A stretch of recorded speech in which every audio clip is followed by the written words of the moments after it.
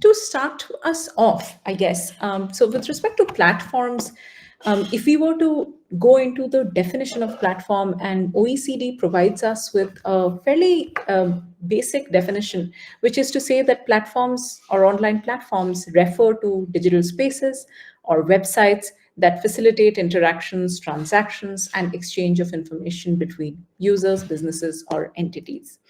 And understandably, platforms have quite a few characteristics, and I've tried to sort of outline some of the characteristics here, to think about, the fact that platforms are data driven, where platforms often, and I think yesterday our speakers also reflected on the fact that, it's highly data driven. They leverage a lot of data analytics to improve user experience, target advertisements, which is a major revenue source for social media platforms especially, and therefore also use that to make informed business decisions.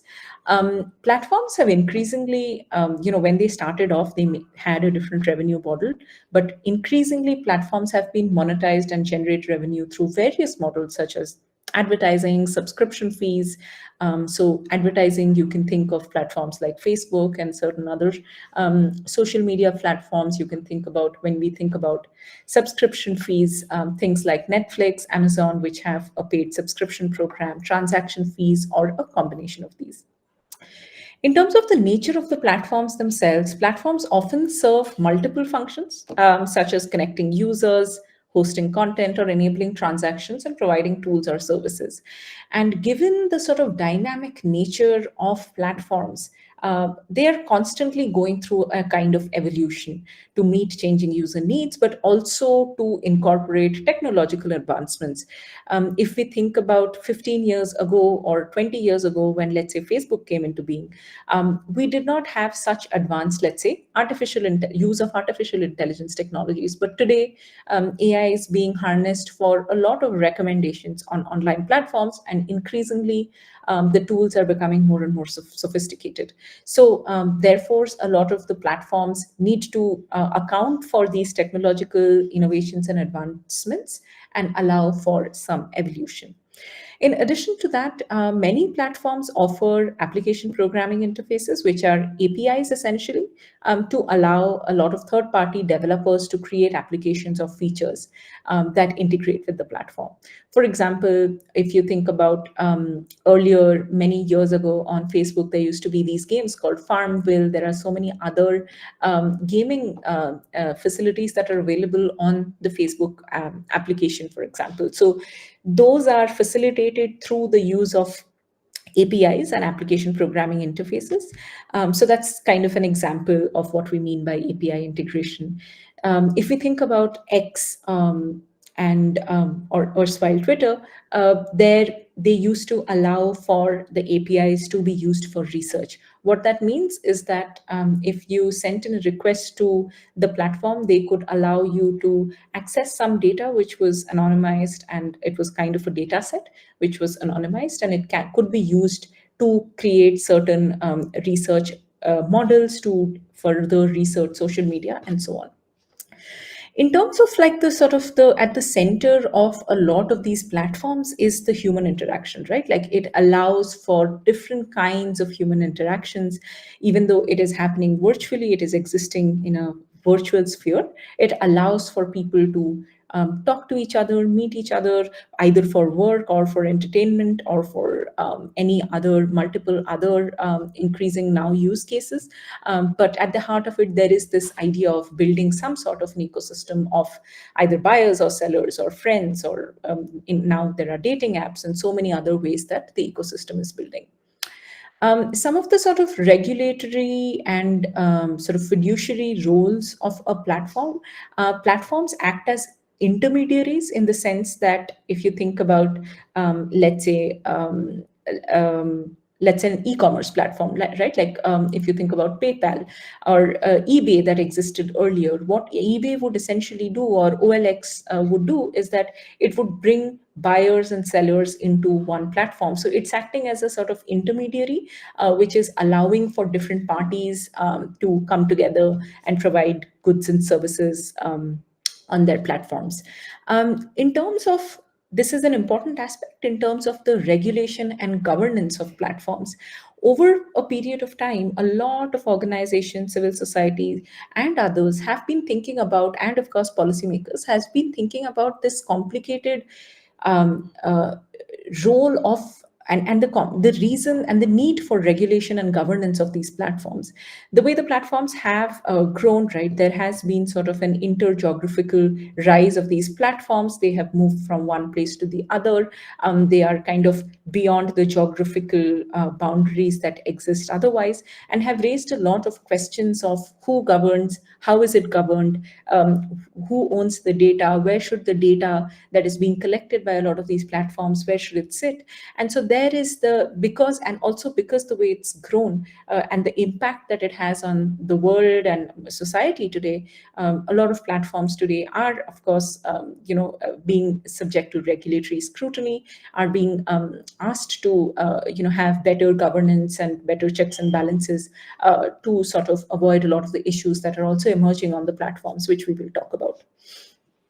So, in terms of what do we understand by platforms? So, I want to just take a break here to see how we understand platforms. Most of us are aware of social media platforms, and the metas and the Instagram. If we could write on chat any other kinds of platforms that we can think of, either you could write a name of a platform, or you could write a kind of platform. So let me start by writing social media platform, and then let me say X and Instagram. Does anybody else want to write, a platform type and an example, if anything's coming for you? Yes.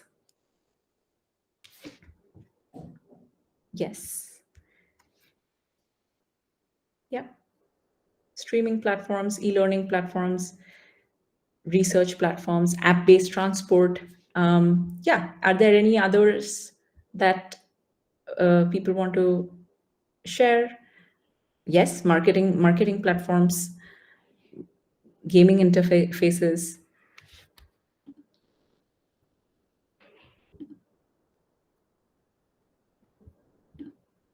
Anything else that's coming up? Yes, e-commerce we've covered. Great. So I will start sharing my screen again.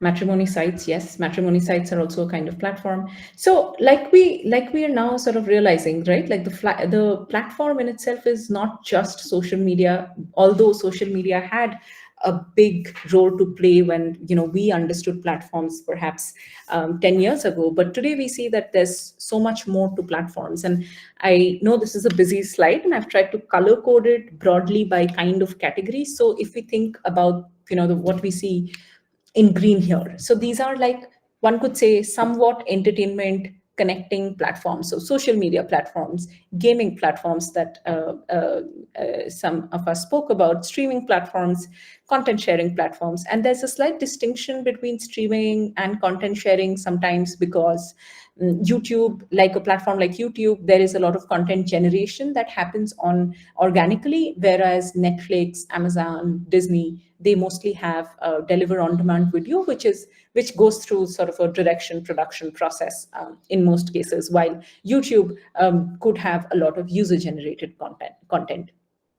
Then we think about, like, I come to this on the right, which is the sharing economy or the gig platforms, which is where we have a lot of the delivery platforms, the transportation platforms, the ride hailing cab platforms, as well as some of the sharing platforms like Airbnb, and those are some of the gig economy type of platforms. Apart from that, we saw, and this came more in the let's say during COVID especially, we saw a rise of a lot of, I mean, they've always been there, like fundraising, crowdfunding type of platforms, but we of course saw a lot more of that. Think about Keto and some of those other platforms where we can raise money when we wanted to even, like, support support COVID relief. There were a lot of campaigns that were running at the time. And then, of course, also some job and freelance platforms like LinkedIn that we spoke about, Upwork. Some of these are, of course, US based, but broadly, these are different kinds of platforms. And then in blue here, we see the collaboration platforms, which are what we usually use in the workspace, like Slack, Microsoft Teams. Um, Earlier, I think there was Skype that we were using for offices as well. And then separately, the communication platforms, Zoom, WhatsApp, Telegram, Signal. These are communication platforms that are also widely used across India and also globally. And apart from that, it's the ones in yellow are the ones I couldn't really put into a broad category. So we have these educational platforms like Coursera, Khan Academy, but also medical platforms. Especially during COVID, I know that a lot of us used these apps, these medical apps where you could get blood tests and other kinds of checks. You could do online consultation. So there's been an increasing rise of these platforms across industries, really. And the ILO actually does a good job of sort of providing a kind of classification and a typology of digital platforms. So the way they tell us about, like, explain this or categorize these concepts or ideas of platforms are, what is the service that is provided. In my classification in the previous slide, it was more like, what am I getting out of it? Here it is more about like the service that is provided. So services provision to individual users, so social media, electronic payment platforms. Now we know that UPI is widely used for payments in India. It has had a meteoric rise almost in the last for 4 to 5 years. So that's a big one for us. Then the crowdfunding platforms we spoke about. And then, of course, the other digital services, which is Netflix, all kinds of streaming applications, marketplace, somebody mentioned marketplace, and so on. And then the work mediation, which is the platforms that allow for us to either get work or post work. And those are some options that you see here. And then there are the B2B platforms, right? Like Alibaba, Amazon, a lot of them are also business platforms where it becomes like a marketplace for businesses to actually work. And lastly, again, with in the last few years, there's been a huge rise of hybrid work, and how like the hybrid work digital platforms have also risen, where you have delivery, taxi, retail, entertainment, and so on. So yeah, so with that, we kind of sort of uh, get a lay of the land of what platforms are, what platforms look like. And then I want to get into a little bit around the concepts and issues around social media platforms. And I am aware that there are very detailed qualitative, quantitative method sessions and ethics sessions that are following. So I have also tried to keep it a little bit different than what you may have being covered in the latter discussions. So maybe I'll start with a little bit around how social media came to be, what is the kind of timeline looking like, and what are some key issues that have emerged over the years. So this I thought was very interesting. When I was like sort of putting these slides together, this is a slide from Broadband Search. They have a report on this, and they kind of sort of put together when social media really started. And so as you can see and what you will see here is a lot of the US focused websites, but then I will also come to some of the Indian homegrown social media applications that have come into place in the last, I would say, 5, 7, 10 years. So it appears that the first social media site actually was 6 Degrees. It launched in 1997. So contrary to what we may know, with LinkedIn, Facebook, Twitter, and the others, actually social media maybe started a little bit before that. And then there were some of these other US, I don't think these were there in India. 6 Degrees shuts down in 4 years. Then Friendster, MySpace, some of these other apps came to be. So LinkedIn launched. So I guess the important ones for us, LinkedIn launched in 2002. So almost 22 years. Facebook is completing 20 years. Twitter launched in 2006. So some of the other important things is, like, if you can see that Facebook actually moved past MySpace as the most visited site in the world in 2008. This is where I guess sort of Facebook starts becoming or taking a large share of the market when it comes to social media platforms. And then, of course, Instagram comes in, and then at some point in 20, I would say 18, 19, Instagram, no, not 18, it should be a little bit earlier than that. Instagram is taken over by Facebook, and then TikTok is launched in 2017.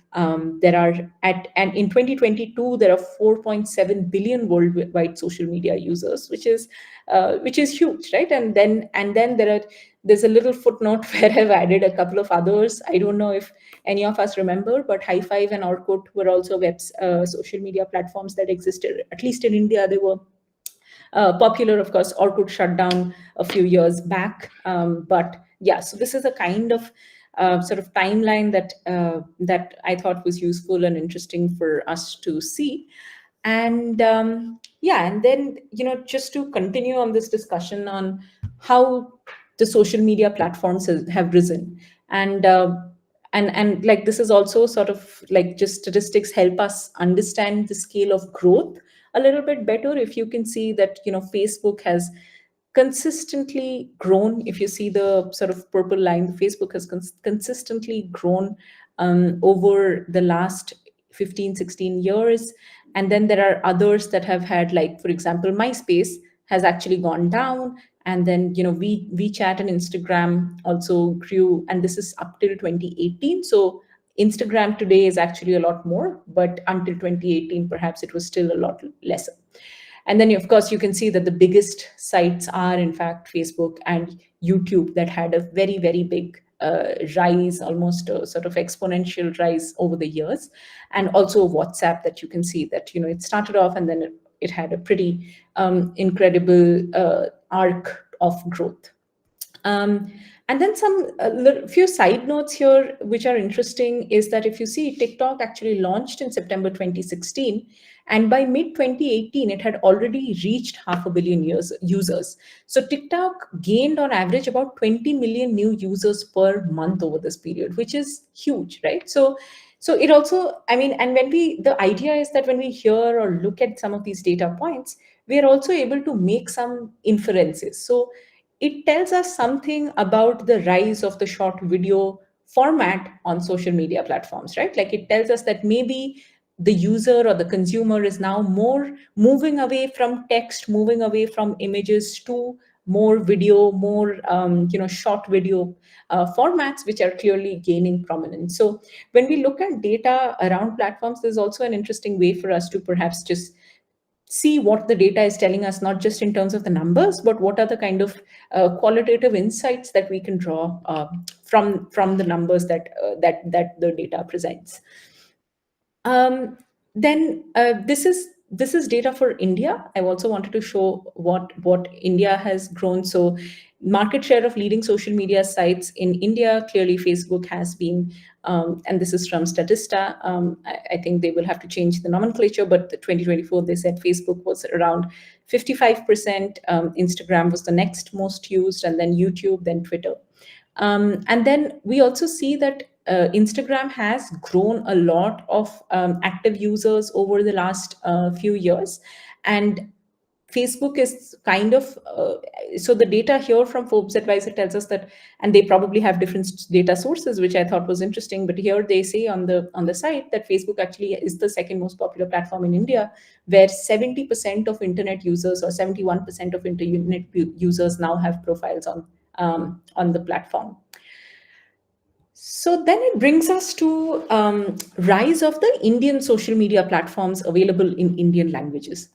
So this I thought was interesting, and that's why I wanted to kind of bring it to the group today. But even before I actually share that slide, I want to see if we know about any Indian homegrown platforms, or any of us are using any short video or homegrown social media platforms. If yes, if you can maybe type it in the chat if anything comes to mind. Yeah, I think Telegram, I don't think is, I will have to check. But are there any video platforms that we are using?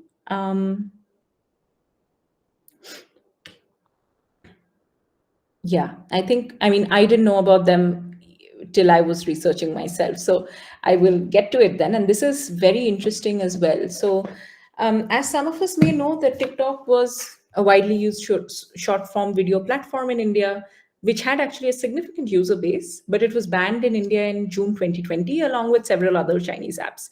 So what happened then was that it kind of created a void in the short video content space, and that actually became an opportunity for a lot of several Indian social media platforms and short form video platforms. And some of the indigenous sort of short video platforms that gained popularity are what I have listed here. I think most of them have 100 million plus downloads as on 2022 or 2023. The numbers are, I was researching a little bit on the numbers, but it was not very clear to me on like what's the active user base versus the number of downloads. So I've not listed the numbers here. But as you can see, that most of them kind of came around the time that TikTok was banned or had existed earlier. Like for example, Roposo and Chingari existed earlier, but they actually gained a lot of traction and had a lot of subscribership when TikTok was banned, or when that kind of lacunae was created. I think one of the very important or interesting things about this is, of course, the many Indian languages that these platforms are available in, and therefore it allows for people to interact with in preferred languages of their choice. And as you can see, that most of them are available in at least six to seven languages. And I think that this is an area of increasing research. Like, we as researchers need to really research the space more. A lot of the people who do platform related research, intermediary questions of platform regulation, intermediary liabilities, we have mostly looked at big tech. But to me, this is an area of research and interest, and perhaps many members here would look into this a little bit more and see what we can do or what we can study, and see how these platforms are coming up, what are the issues, or what are the things that they are doing well, what are the issues that are coming up from some of the use of these platforms. So yeah, so in terms of like, I guess I was talking about a little bit around the unique features of homegrown social media short video platforms. One of the big things, of course, is the availability of Indian content and languages, so that there is a hyper focus on sort of creating a space for content creators who communicate in regional Indian languages, and therefore the reach of these content creators in those audiences as well. There is a in-app monetization. Well, that exists in other platforms, but it is actually allowing it to happen within the Indian space, where the platform is Indian and the content creators are Indian. And to some extent, within the economic questions, I guess it fosters the growth of sort of a local creator economy. There's also a big push around regional music integration. If we have used Instagram, we know that a lot of the reels have background music, a lot of it is global music. What these local platforms are actually doing is that they are often collaborating with local music labels and artists to feature a sort of diverse range of Indian music. Not just, we know that predominantly a lot of Indian content is in Hindi, but it's not just focused on Hindi. It in fact moves beyond that to include other South languages from the South, other languages from the North, and so on. The other thing is about this sort of cultural identity that is being focused on these platforms. So they focus a lot or emphasize and push for content that resonates with local cultures, traditions, and also the local filters. A lot of us use some of these social media platforms, and we know that there exist a lot of filters, but these apps often have these sort of like stickers and effects and filters that are tailored to Indian aesthetics, Indian festivals, popular cultural references that are more local than global. And lastly, they cater to people with varying levels of digital literacy, right? So what happens in a video platform is that if I am not a native English speaker, which is a large group of India today, and I am not a digital native, which is to say that I have not grown up using computers and phones, my digital learning curve would automatically be slower than the others with privilege, like who have had access to digital had digital access and have had education and English education and so on. So these platforms are also catering to the user groups who may not have had the same privileges, and therefore making them accessible to a much wider audience. So those are some sort of unique things that are coming up for these platforms. Before I go into the key issues on social media, sort of like what are the issues that are emerging? Oh, I see Share Chat and Moj. Yes, they are indeed in some of the Indian platforms. So I want to ask a question with respect to like the issues that emerge on social media. So if some of us could perhaps type any issues that you think are coming up around the use of social media, and like, yes, privacy, any other issues that, yes, trolling, yep, fake news, abusing, a lot of like hate, abusive content, online harassment, cyberbullying. Yeah, yeah. Great. I think so. Those are a lot of the issues. In fact, misinformation that are indeed coming up, and I think these are really important questions for us to. Information overload, yes, and these are indeed a lot of the questions that we need to think about when we start, researching about platforms, about social media specifically.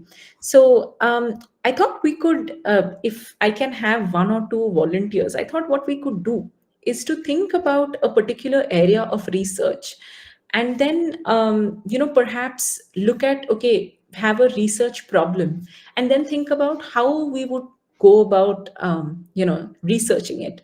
So a lot of what you have spoken about has sort of come up here, right? Like privacy concerns, content moderation, misinformation and fake news, algorithmic biases, cyberbullying, that we spoke about, that online gender-based violence, the impact on mental health that social media use has increasingly had on us.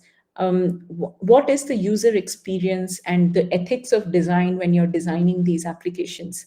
So I would like for maybe one or two of us to volunteer to perhaps have a discussion on how we would go about sort of investigating, or a method that we would use to investigate any of these research ideas that I have listed here. So let's say we take, and you can choose, whichever ones that may be of interest to you. So for example, the first one on privacy is that could we investigate the extent of user data collection, privacy policies, and the implications of data sharing on social media platforms? That's, I think, a data question that has been studied a lot. Let's look at misinformation, because that's coming up a lot, and it's also fairly, I guess, an interesting area of study. So how would we go about examining the spread and impact of misinformation on social media? um, is there anybody who would be willing to unmute their mic and share? Yes. There are few responses in the chat. Ramalakshmi, she says algorithmic bias. Yes. Then Mukta Chand mentioning information overload. Yes. Then Kusuma ma'am is mentioning data generation. Rohini Shivakumar is telling misinformation. Yes. Christina Stephen mentioning cyberbullying, online harassment, another person. Yeah. Yeah. Yeah. Fake news, abusing, trolling. Yes. So I just want to check. I think Ramalakshmi, I think you mentioned algorithmic bias, and that's something also that's there in our uh, slide here. So if I'm wondering if you would be willing to think about how we could go about researching as just an exercise. I think this is for all of us to learn. So there is really no, sort of, there's no wrong answers as such. We're all learning together. But if Ramalakshmi, if you would want to maybe suggest, or anybody else who would like to perhaps suggest how we could research any of these, um, There's also another interesting one on exploring the connection between social media usage and mental health. So these basically, I've provided a few research problems, and I want to for us to have perhaps a discussion on how we could potentially think about methodologies for studying some of this. Good evening, Ms. Amrita. Thank you so much for this opportunity. See, algorithmic bias is something I'm also reading up about. I'm getting there. So I am a researcher who investigates on gender and space. So gender, space, and communication. That's what my PhD was about. So it's a lot. So my dissertation was about physical space, so, more to do with physical space. Now I'm migrating to the digital space. That's why algorithmic bias is of keen interest. And I'm looking more at gender bias. For example, I'm not sure about the methodologies to mention now, but then what I understand about algorithmic biases, say for example, in machine learning. So there is the machine is already taught how to process certain cues, and say the case of a bank loan transaction which has to be automated. So based on the past records of successful bank loan sanctions, the machine may learn that innately Indian men tend to be a larger working force than women. Therefore, they have an income, so they will be able to pay back the loan. So therefore, sanction for men could be higher. So the machine may process that. So there's a bias there. So which means that the minute the machine learns that the gender is women, it may reject it automatically. So they could not be. So this is my fundamental understanding. I'm yet to explore a little more. No, you've put it so beautifully, and thank you so much, ma'am, for sharing that. And that's been an extensive area of research for me as well. We've been doing some work on this, on inclusive design, discriminatory technology when it comes to some of the AI systems particularly. But I think the problem statement and the way that you articulated, especially this one sort of example of, digital banking or financial platforms and how they, even with credit scoring and others, how they exist, there are some biases in the system. Thank you so much for sharing that. That was, I think, really useful. Ashwini, I think you would like to go next, perhaps? Yes, ma'am. Actually, we all must have gone through this incident. I was looking for a dress on Mintra. And then, what happened was when I was checking my Facebook profile, some ads from other websites related to dress came up. So I think that must also be part of algorithmic bias, but I'm not sure whether it's technically the same or not. Yeah, I would say it's not necessarily bias, but there is, of course, the recommended engines that are in place. Again, it is an artificial machine learning models that are allowing for this sort of cross-platform sharing of information, because of which when we, sort of look up something in one platform and immediately in the next moment we open any social media platform, we are getting ads for them. That is also the central, like I was sharing earlier, a central function of the revenue model for a lot of these platforms. So through the use of this targeted advertising and sharing of some of this information, which is where a lot of the privacy concerns come up as well, is how, a lot of the cross-platform sort of advertising is working. But yeah, it's a very sort of relevant example for us as consumers, because we've all, I'm sure, we all have experienced it.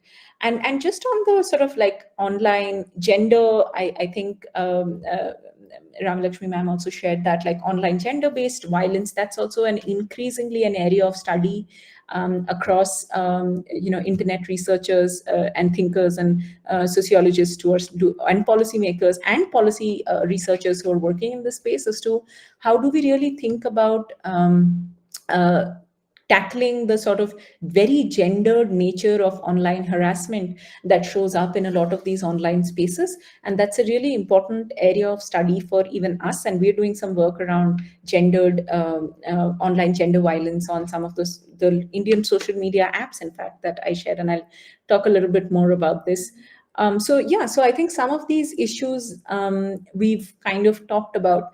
I also want to talk a little bit more about content moderation. I want to check if anybody would like to explain or share what they think content moderation means on some of these platforms.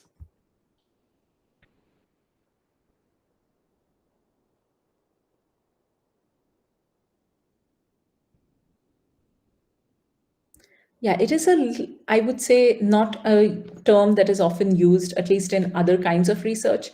And it's not, I guess, discussed a lot. So essentially, content moderation has to do with how do you moderate content online when it gets either abusive, or when there is some false content that is put in place, or sometimes some content is censored online, and what are the reasons for it. So I guess the way that content moderation actually happens is both manual through in-person interventions, but also through algorithms. It's possible that the use of certain words could lead to a moderation of content online, but not necessary that the use of those words meant to be abusive.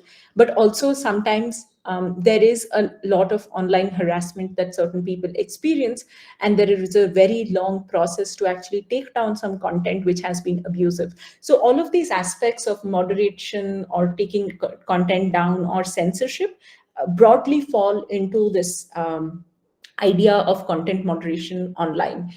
Some existing studies or ongoing studies actually are looking at how content moderation works across different platforms, and how they differ, and whether or not certain community, and basically how do content moderation, how is it actualized? It is through community guidelines. So if you go today and look up any social media platform that you have, and you go to, let's say, the help, or I need help, and you want to understand what are the guidelines of what you can or cannot do, those are the guidelines which determine whether some content will be taken down, removed, moderated, censored, because there are certain clear principles on what you can and cannot do online. So that's kind of a very critical area of research on specifically social media platforms. So I just wanted to kind of talk a little bit about that as well.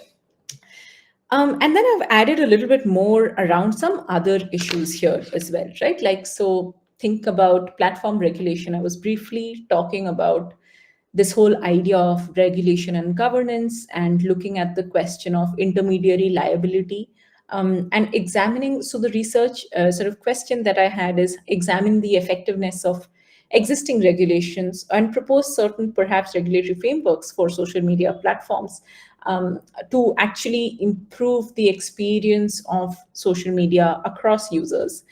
Another area which is key, and I guess is not spoken about enough anymore, is about the diversity and inclusion aspects. Everyone actually talks about diversity, equity, and inclusion now, but a lot of it is somewhat not really actualized, and sometimes hollow. But because the questions of diversity and inclusion started with the discussion on who is actually designing these platforms, and the people who are designing the platforms, are they representative of the audience that they are designing the platform for, right?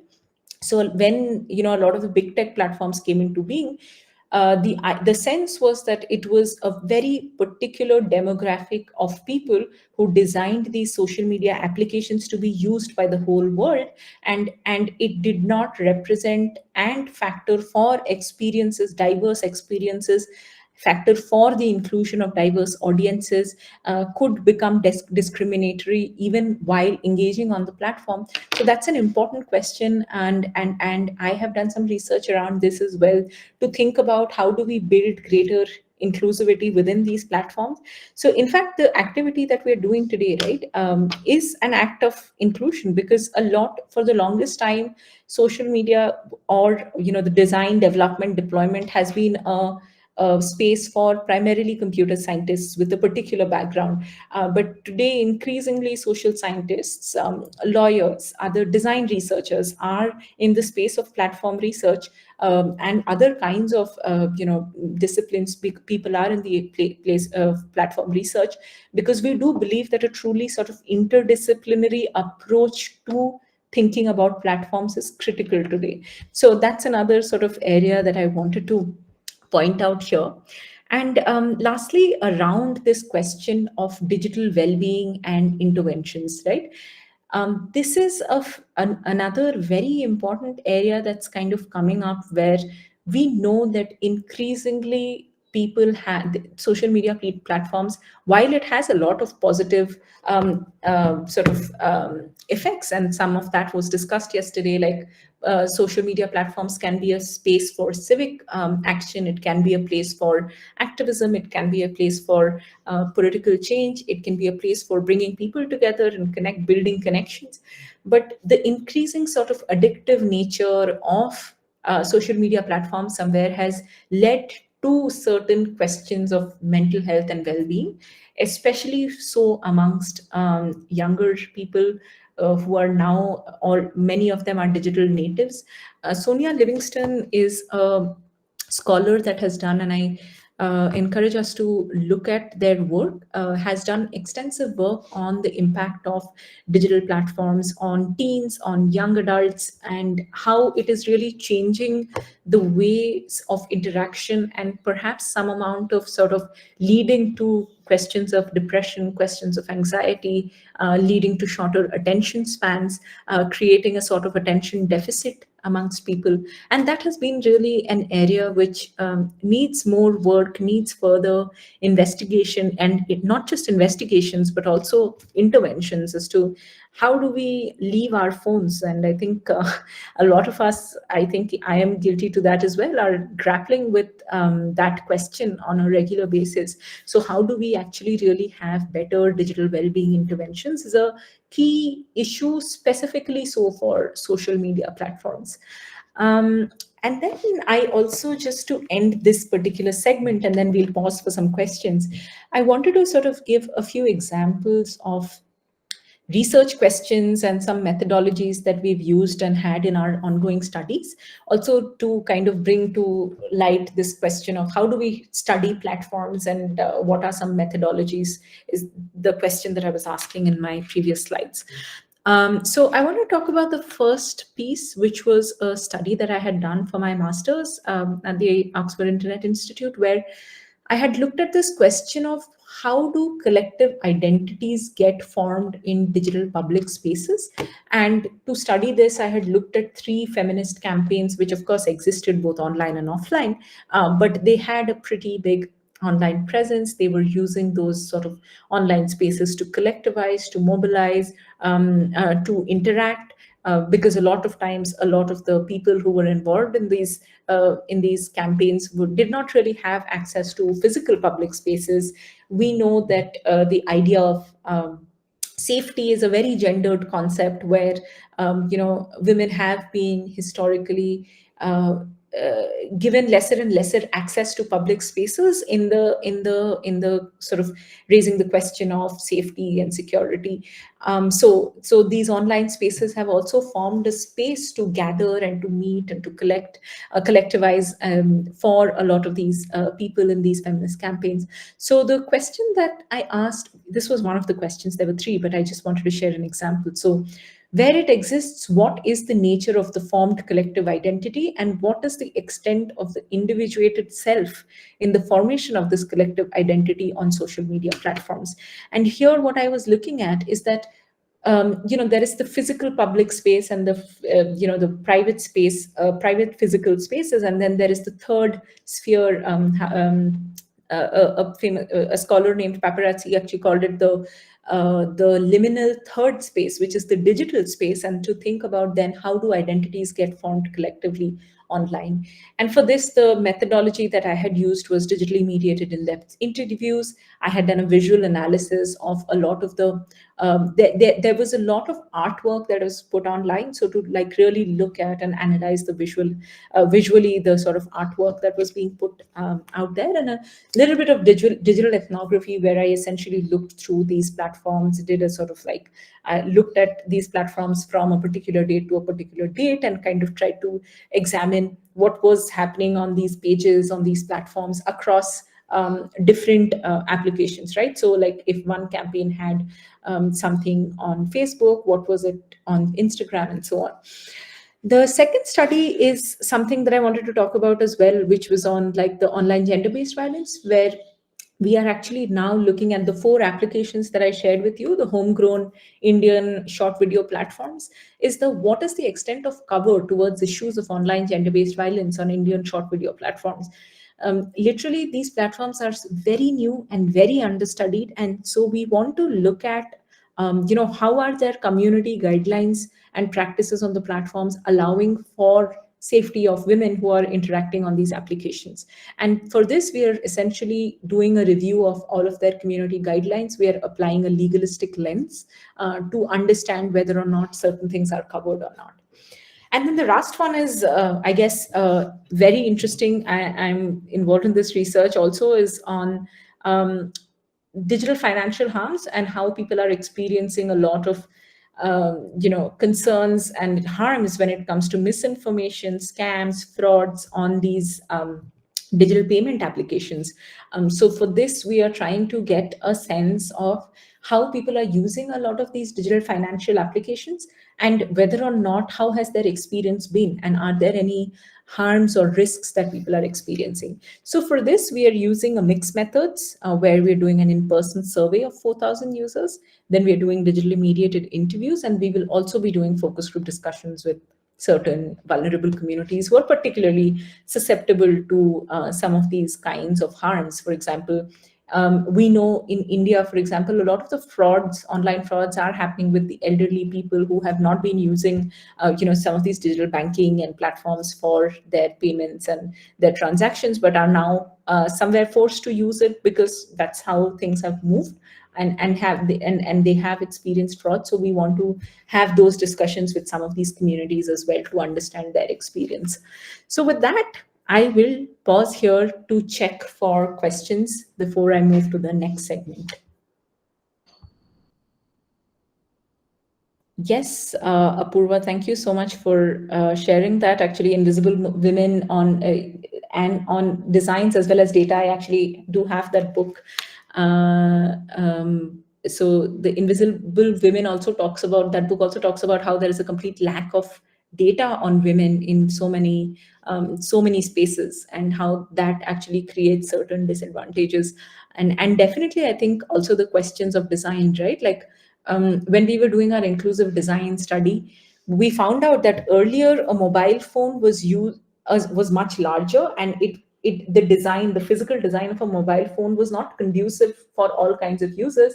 The user group for that was ideally a man, and that's how the design of the phone was. And then, of course, it changed even in our physical spaces, right? Like, we think about a classroom was designed for a right-handed person, and a left-handed person may face a lot of challenges when you see those bench seats. I'm sure a lot of us in this academic space can think about that. So the reason why I gave some of these physical space examples is also because a lot of these physical biases that we have, that exist in our design systems, and even within us as people, some of them are conscious biases, unconscious biases, are automatically moved to these online and digital spaces, because we as human beings, we work with the biases that we have. And for us to break that, it requires a lot of intentional sort of, like, for a product, let's say, you will have to do a lot of UX design, UX research.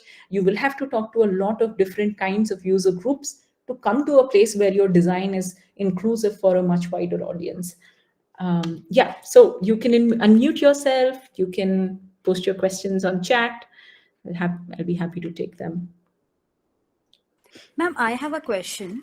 When it comes to digital media research, the kind of information is huge. I mean, it's voluminous information.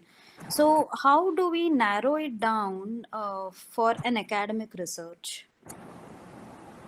So Ashwini, when you mention this, are you thinking about like a quantitative type of research where you do some kind of network analysis, or because different, even within social media, there are so many different ways in which you can research. So I just want to know a little bit more on how you're thinking about it. Ma'am, I'm in a very nascent stage of analyzing X. So if I have to understand, like, how celebrities tweet or how politicians tweet, what kind of methodologies can I use for my data collection process? Yeah. So I think with X now, earlier the API was available, and if you could write, if you could write to X, they would actually perhaps give you some data sets. I think that has changed now. It's like now slightly harder to access data sets on X. Then, I mean, if you, the ways in which I think that you can limit your scope is like, let's say you decide that, and it would still be, I would say, laborious, that you, let's say you say that I look at these 10 politicians, these 10 people, and then I decide that this is the time in which I'm going to look at their activity. So let's say you look at 10, 10 of 3 months, let's say, right? Like you look at 10 politicians, 3 months, you decide the same time period for them. And then you go through the tweets either qualitatively, in which case you can use applications like Cactus and some other applications that exist for you to analyze kind of the terms that are being used, what is being tweeted. A lot of it will have to be manual because this is qualitative work, and it will take the kind of time that it takes for analysis, for interpretations, for building certain categories of what the emergent findings are through this. But that's one way that I can think about. If you want to, let's say, do how do politicians tweet, so that's you will definitely have to limit the idea of, okay, what kind of politician. So even within your sampling, right, you'll have to say that I decided on these 10 politicians on the basis of the fact that they have X number of followers. My criteria for selection of selection of the politicians was more than X number of followers, a healthy mix of men and women and gender minorities, for example. Or you will talk about, okay, I wanted to also have a geographic mix. So I wanted to have representation from North, South, East, and West. So those are some things that you'll have to discuss in your sampling. Then you will have to provide for limitations which the study will have, and then go into looking at what some of those things, what are some of the findings that are emerging. Suresh sir, can you please go ahead? Hello, can you hear me? Yes. Yes. So my question is, it is, in my understanding, only recently we are trying to attempt define the word platform. It is only defined and clearly we coined the word idea of the platform, and we use the idea of the platform within the digital media research. For example, in this presentation itself, we can use this we can use the social media applications, all these things. And so my question is, what is the difference between the words, in conceptualization, in the concept as a research concept itself? What is how do you differentiate the idea of an application and this idea of the platform? Yeah, that is a great. Sorry, am I on mute? Oh no. No. Sorry, actually, that is a great point, and that's something that I was looking into because yesterday's session was on digital media, and today's session is on platforms and our apps platforms, our platforms websites. So the way I understood it in terms of just understanding platforms is that like there is some kind of exchange, either an information exchange or a sort of like thinking about the services that they're offering, which I showed in the OECD slide, like either it is providing social media or it is doing something else. And even an application can be a platform, right? An application can be a platform, but you can access Meta on the web as well as on your app. So I guess the question of the medium is not paramount in understanding what a platform is. The question is what is the purpose that it serves, and that's a more important question. I think the medium, or whether you're using an app or whether you're using a web, whether you're using it on your phone or whether you're using it on your laptop, are the mediums through which you are accessing the platform. So in that sense, they are basically digital spaces, the platforms that are facilitating some kinds of interaction. Now, media, if we think about it, right, like the digital media concept is, to my mind, coming also from, it also has some sources in the concept of media. When we think about, and Manuel Castells is a communications scientist, has done extensive work on new and traditional media, and digital media is sort of communication media that will allow for various sort of content to exist. So when we think about marketing, when we think about like broadcasting, electronic data storage. In that sense, digital media really encompasses everything. But platforms have a more specific understanding of what it does and what it allows for. But definitely, I think these words could use some better understanding. For example, I'll give you an example. When we were starting the study on the digital financial harms, right? So we started by saying online platforms that on which people experience frauds and scams. Then we went on to understand that online and digital are not the same thing, because something could be digital without you having to have access to an internet. For example, if I want to use a card in the bank, that is a form of digital access that does not need internet. It is a digital it is a digital use of some kind of financial product. And sometimes when, for example, we thought about Aadhaar based payment systems, a lot of the welfare access that people are doing, for example, the direct benefit transfers that people in certain areas get access to, are not accessed online, but they are accessed digitally. So we had to go into this understanding of digital is not the same as online, and therefore, to rightly, like you say, digital media is not necessarily exactly the same as platform.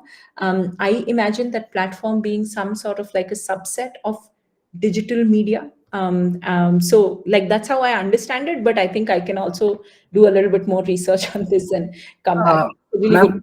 Ma'am, can we intervene? Can I intervene? We have few questions in the chat box as well. I think it is more than a question, observation from Apurva Ravi.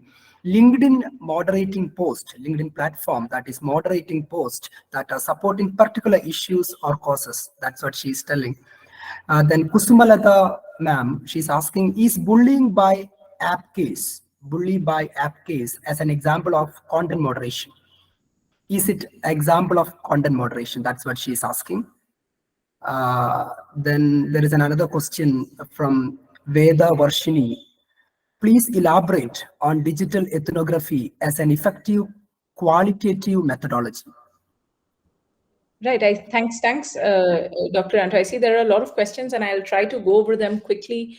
I know Ramalakshmi ma'am also has their hand up, so I'm just going to go quickly. I think, I think that's a comment on like LinkedIn moderating posts that are supporting particular issues. That is an example of content moderation. I think that's what Apurva was pointing to. Is Bulibai app case an example of content moderation? That was actually not a case of content moderation. The fact that it came up, that it even existed, there were various community guideline violations in the development of the Bulibai, and of course there were like basically there were images used non-consensually. There were the use of like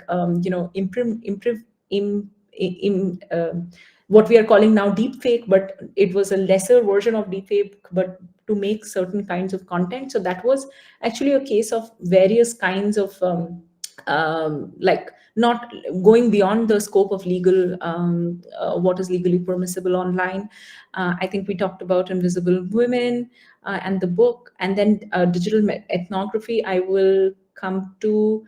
And then the question on depending on various variables like age, gender, the users are concentrating on specific platforms and they are least concerned about the rest of the, for example, young digital always prefer. Yes.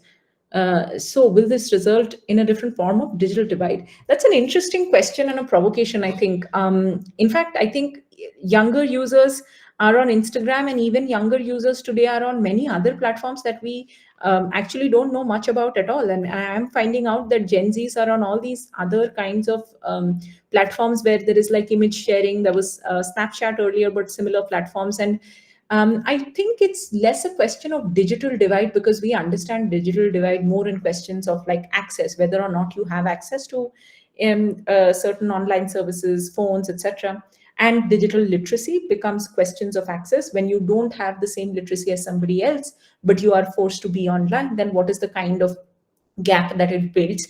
I think what it's doing, this kind of concentration of different people in different platforms, is that it's allowing for us to understand what are the trends in what are younger people more interested in looking at. what are some gaming platforms that are becoming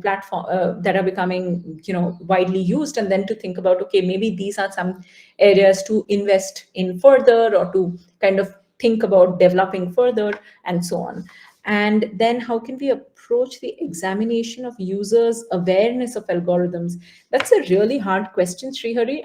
We've been trying to do that a little bit through surveys and through certain like questions and options, but it's really hard because algorithms in themselves are opaque. When I am denied a loan, for example, to continue with Ramalakshmi ma'am's example, if I am denied a loan, I am not given an explanation on whether that loan was denied by a person or by an application, whether the denial of the loan was because I am a woman or because of some other factors, and therefore it creates a capacity in the way the decisions are made. And how we have been trying to think about um,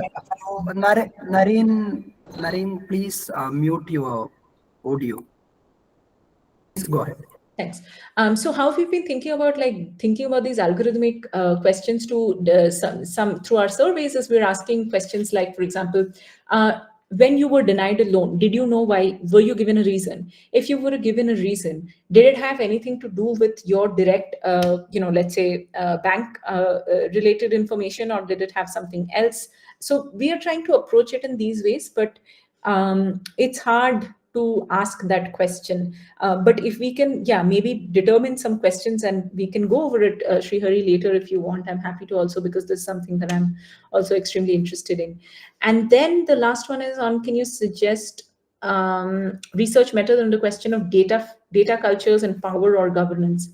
I think before we go to the research method, Kusumlata, I think we'll have to narrow it down to think about what you want to study, because within the question of data cultures and power or governance, there is so much, right? So do you want to look about the datafication culture in the, let's say, healthcare space, right? Like, how is data collected in hospitals? How is it now being used to develop AI systems? What is that doing to the question of data autonomy, patient autonomy, anonymization, patient privacy, questions of PII? So that's just an example. So even before we go to the research method, if you can think about what is the particular area or scope of my research, and then we think about, okay, what's the question we want to ask in that broad scope, and then we can think about what the method could be. Sometimes in our studies, what we also do is we flip it and we say, okay, this is broadly what we want to study. What is a feasible method? And then we ask the question. For example, we were doing some study on thinking about some of these digital lending apps and how they are creating a sense of over-indebtedness amongst people. And we know that we may not find people who will be willing to talk about the fact that they couldn't pay their debts for whatever reasons. So what we thought was that maybe there's some other ways in which we can actually talk to some sangatans or organizations that actually help rehabilitation of people who've gone through this, speak to those grassroots organizations. And then we decided, okay, then if that's the method that we are using, this is a question that we can potentially answer with that method. All right, I think just the last one that's left is on digital ethnography. So digital ethnography is a really wide area of research, right? Like when we think about traditional ethnographic practices, let's think about M.N. Srinivasa's participant observation, which is like a classic method that was used a long time ago, and where the researchers spent months in the site of field and just did a lot of participant observation, made field notes, and came back. Now, what is, if we were to transfer that to the online space, what is that going to look like? And for that, there are some very important ethical questions as well to answer. So let's say I want to do a participant observation on an online space. Let's say I want to look at Reddit subcultures. I want to understand how certain people are interacting on Reddit or Quora, right? Like, what are some discussions that are happening on Quora? First, some of the questions that I would be asking would be whether it is a public platform or is it a private group. So if I go on Facebook and I want to do the same thing, I will ask whether I'm going and doing this in a public group or in a private group. If it is a public group, what are the ethical questions? Slightly lesser, but if it is a private group, the questions of ethics and consent are slightly higher, consent of the people involved in that group. Then if you think about then, okay, I will observe this group. As a researcher, what is my responsibility? Ideally, as a researcher, if it is a private group, it is your responsibility to share on that group that I am a researcher, I have joined this group, this is the study that I am doing, and I will be researching this particular space, and I will be on this page, and this is why I am on this page. Even before you actually join that group, ideally the admin should share that on the platform and take consent and say that if nobody has any sort of what do you call it? I'm missing the word. Objections for the person joining. This person will join in 3 days, right? So I'm just giving you an example of how digital ethnography could work. And then I go into that space and I observe what is happening. And then I use some of that data that is being generated there, some of the comments, some of the experiences that are being shared there over a period of time to make certain sort of commentary on what is really happening, what is the experience of this category of Reddit users who are who are in the age group of 18 to 25, who are mostly, let's say, men, who are talking about, let's say, questions of loneliness, right? So, and then we can go and build. That's just an example, but really, digital ethnography is really, really wide, and there are so many other things. I have like a whole book on digital ethnography, and I learn something new every day. But that was just an example. I hope I have covered all the things that came up. Amrita ma'am, we have you have any other session to continue, or this is yeah. I have another session, so I'm just going to continue now because we are also short on time. Ramalakshmi ma'am is yes, Ramalakshmi ma'am. Sorry, go ahead. Thank you again. A quick question. This may be a very, very big question too, but I just wanted to initiate it as a point of provocation, maybe. I'm wanting to understand how to analyze, okay, let me put it this way. I'm wanting to understand how algorithms can be used in better urban planning, particularly with respect to safer gender spaces or inclusive gender spaces, if I can put it. So I'm been reading up about this, but I'm little concerned about the methodology to approach. How do I investigate? What method do I adopt? Algorithms for better urban planning. So that's the question. Yeah. So I think because it's a little bit of I would say this is an exploratory research in the sense that we don't know enough about this. Yeah. Ideally, what one would do is that we would do in-depth expert interviews. I think for a study like this, I think it's really important to think about people, let's say, how I would go about this is to, one, of course, do my literature review, scoping, see what's already there, see what are the emerging use cases of the use of algorithms and machine learning models, perhaps for better urban planning. So maybe a use case is that, okay, if I use machine learning, it can help me, because what does machine learning do? It allows us for better predictions, to make better predictions. Yeah. What do my machine learning models tell me? That the prediction is that for urban design, if I make let's say a space for cycle and footpath, and increase and that space, and reduce the space for cars, actually there is the hypothesis that it can increase to greater safety for women. I mean, this is a very arbitrary hypothesis, but I'm just developing something here just as we go. And then what I will do is that I will go and do in-depth interviews with urban planners, designers, people in the Karnataka State Department. If it's the spaces, like if it's in Bangalore, let's say, I will go and talk to officials and see what they are thinking about in urban design.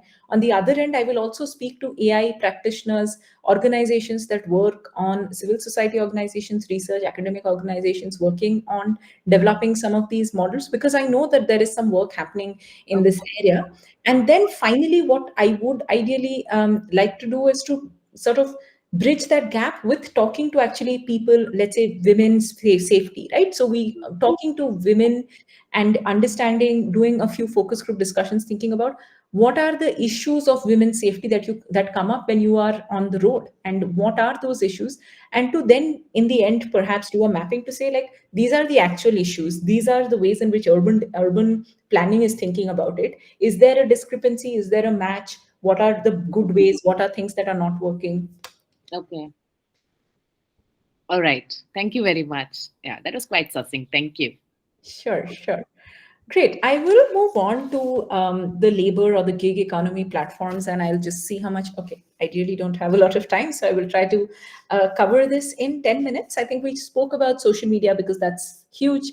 And then there is also, a lot of the, like, by labor platforms, we mean ride hailing platforms, services platforms, food delivery platforms, and so on and so forth. So just a few statistics. In 2022, Niti Aayog did a particular methodology through an indirect approach where they said that there were nearly 6.8 million gig workers in India, which is 1.3% of the workforce. Given how new this space is, 1.3% is also considerable, and it is in fact expected to rise. As on 2020, it was expected to rise. I was not able to find the latest numbers. So if you see here, this gives you a little, and these are from Statista, and I've added the sources here. These are giving us a view of what really are the famous and most used ride hailing food delivery platforms. This is, I mean, the data is what we also know. Uber and Ola are the big platforms, the big ride hailing platforms. Zomato, Swiggy are the big delivery platforms that exist today in India. Now, within the question of labor, there are certain important things to consider. Why is it that we are doing a lot of labor research, platform research, especially when it comes to workers' rights and protections?